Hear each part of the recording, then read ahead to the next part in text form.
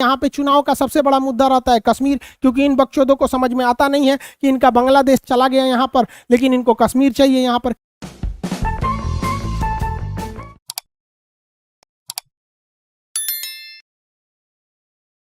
मकसद नहीं, क्योंकि इनको केवल और केवल लड़ाई करना है। ये अब यहाँ पे सैनिक वापस जा रहे हैं, लेकिन ये बुढ़ऊ इतना होशियार है, बुश के समय पे यह हमला शुरू हुआ था और इसने वापस कर लिया अपनी सेना को।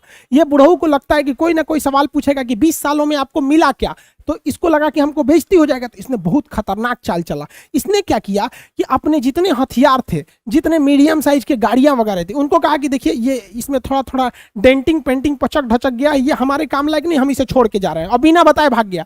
इन हथियारों पर, इन गाड़ियों पर, इन बख्तरबंद वाहनों पर अब कब्जा हो गया तालिबान का। ये जानबूझकर छोड़ा है कि अब तालिबान और हथियार हो जाएगा और खतरनाक हथियारों से लोगों को मारेगा, तो लोग अपने से कहेंगे कि अमेरिका ठीक था। मतलब समझ रहे हैं, जब तक था तब तक कुछ भी किया।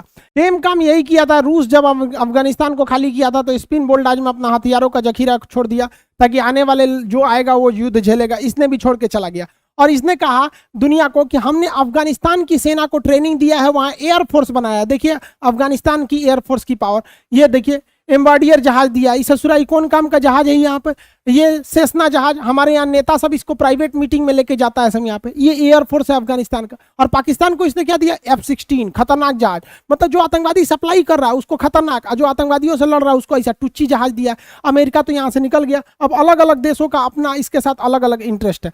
रूस जो है इसको एक बार झेल चुका है, रूस एक्सेप्ट कर चुका है तालिबान को, और पूरी दुनिया को यह बात एक्सेप्ट करना पड़ेगा कि जब तक अफगानिस्तान रहेगी तालिबान का कोई सब्सटीट्यूट नहीं है। रूस ने भारत को भी कह दिया है कि हम अफगानिस्तान के मैटर पे आपका कोई साथ नहीं देंगे। तो रूस तो भैया अपना साइड हो गया है, बस इसको ने तालिबान को कह दिया कि भैया तू हमारे एरिया में नहीं आना।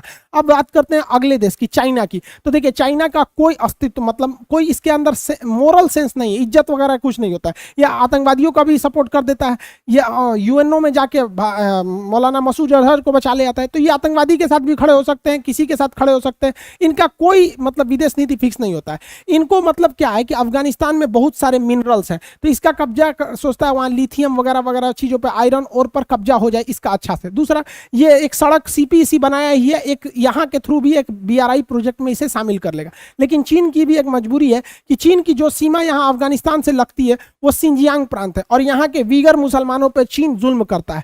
इस वजह से यहाँ पर मुसलमानों में टसल हो सकती है। यहाँ भारत इस चीज को बढ़ा दे सकता है कि इस एरिया में अफगानिस्तान में ये असंतोष भर दे कि यहाँ पर जुल्म हो रहा है, जिस वजह से अफगानिस्तान और ये चीन के रिश्ते खराब हो सकते हैं। पाकिस्तान का यहाँ अपना इंटरेस्ट है, क्योंकि यहाँ जितने समय अफगानिस्तान जितना अशांत रहेगा, पाकिस्तान को वहाँ आतंकवादियों के लिए और इजी हो जाएगी। यहाँ जितने ज्यादा आतंकवाद रहेंगे, ये इन आतंकवादियों को चढ़ा के ये कश्मीर के एंट्री कराते रहेगा, क्योंकि यहाँ पे चुनाव का सबसे बड़ा मुद्दा रहता है कश्मीर, क्योंकि इन बकचोदों को समझ में आता नहीं है कि इनका बांग्लादेश चला गया यहाँ पर, लेकिन इनको कश्मीर चाहिए यहाँ पर। क्या कीजिएगा यहाँ पर, और ये इसके लिए थोड़ा सा हो भी जाता है।